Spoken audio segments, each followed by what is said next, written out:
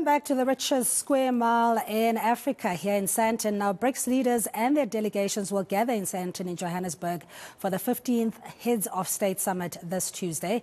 And police have begun ensuring the area around the precinct are safe. And our reporter Pule Letshwiti-Jones is on the ground and joins us now. Good afternoon to you, Pule, and thank you so much for joining us. Of course, it's just essentially setting up and making sure that everything is in place come the Tuesday start of the BRICS Summit. Give us a sense of who's represented. It is also very critical in terms of trade for those who are entrepreneurs looking for opportunities with this bloc. Well, it's all systems go, and the BRICS Trade Fair event has officially opened.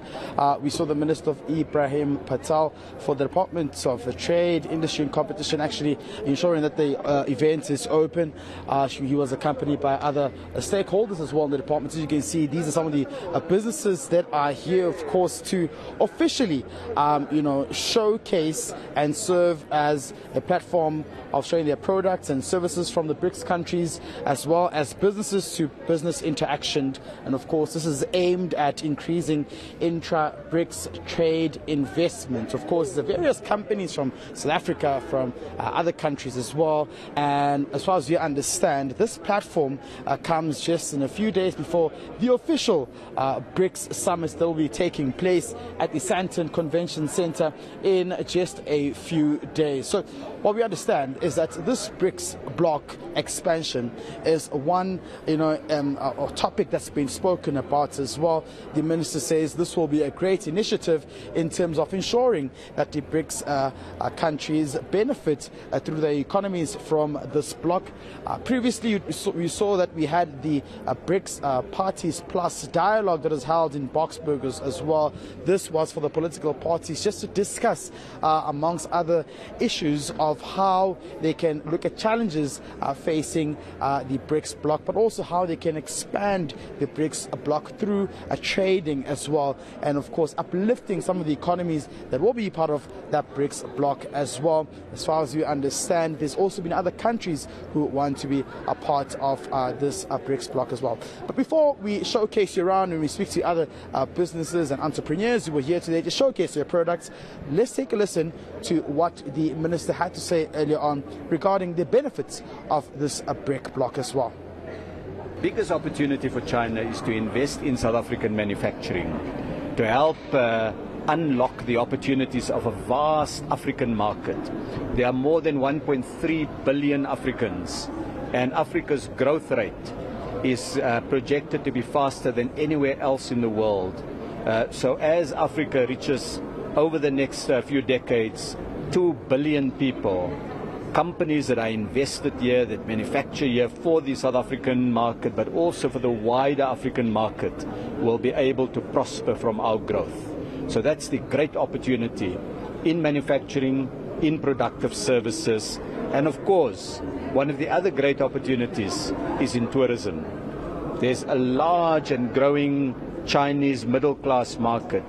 Urban Chinese people are growing wealthier by the day. China's economic miracle has seen hundreds of millions of people being lifted out of poverty, and many of those people who were the rural poor previously are today's urban workers whose children are highly educated, and those Chinese citizens want to travel the world. They are welcome to South Africa, and they are welcome to the African continent as tourists and as investors and as friends. Well, just to pick up from what Minister Ibrahim Patel was saying in terms of the opportunities, the spin-offs of hosting such a global event, that of not only stimulating the economy, but also creating employment around the tourism ecosystem, from hotels to restaurants. And we know South Africans, we always put our best foot forward when it comes to such events. Definitely, I think those are some of the things this BRICS Summit, of course, in its entirety, especially at the Sandton Convention Center that will be taking place in a few days, will anticipate addressing. But before I also expand on that, let's just showcase some of the products of the year, like South African brands that are here as well, such as the Batu shoe brand, which has been speaking to some of the challenges that the country is currently facing in terms of the unemployment rate, especially amongst young people in South Africa. After having been established, they also now hire some of the young people to come and, instill their skills here, showcase their skills, and of course be part of the brand, and eventually be employed as well. Let me speak to one of them here who joins us now. Thank you very much for chatting to us, Naomi. Tell us, what are some of the things that you've been doing in terms of speaking to unemployment as a brand, as Batu? How many young people have you been looking at employing to ensure that you equip them in skills and, of course, make them familiar with the brand? Thank you so much for having me.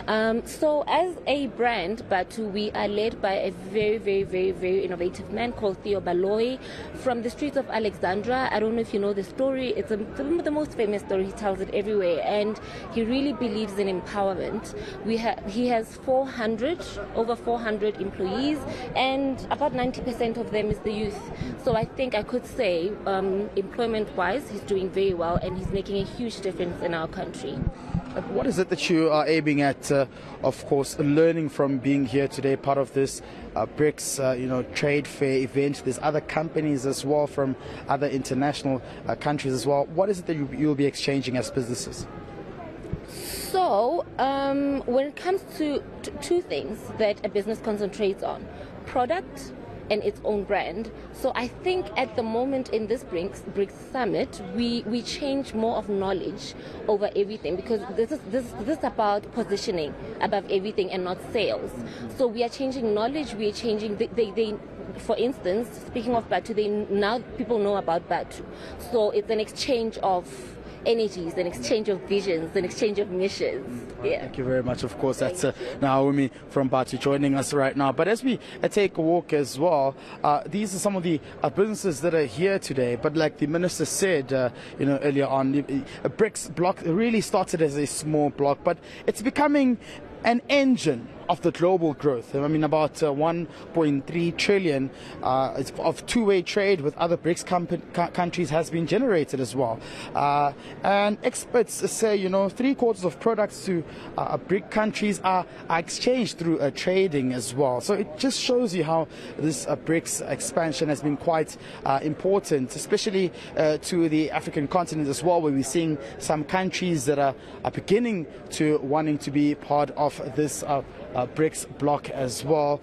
We do know that part and parcel of the importance of this as well is the raw material that powers the manufacturing of the base of the global economy. Also, one aspect that is quite important in this BRICS bloc as well. But I'm also going to speak to Conlock, who are joining us this morning. Thank you very much for speaking to us. Just tell us, what are you showcasing here today, and what's the importance of what we're seeing here? Just a good day to all the viewers. Today we are Conlock.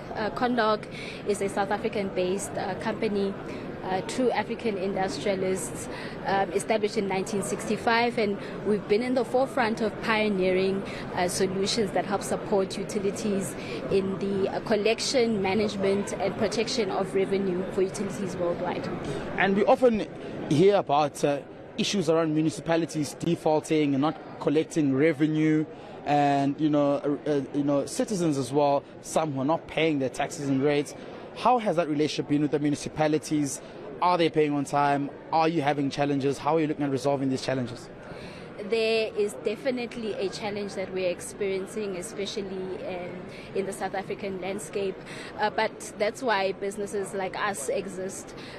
We innovate specific solutions that are there to help support the efforts of utilities and municipalities in better enhancing revenue collection, so that all of these debts can be paid.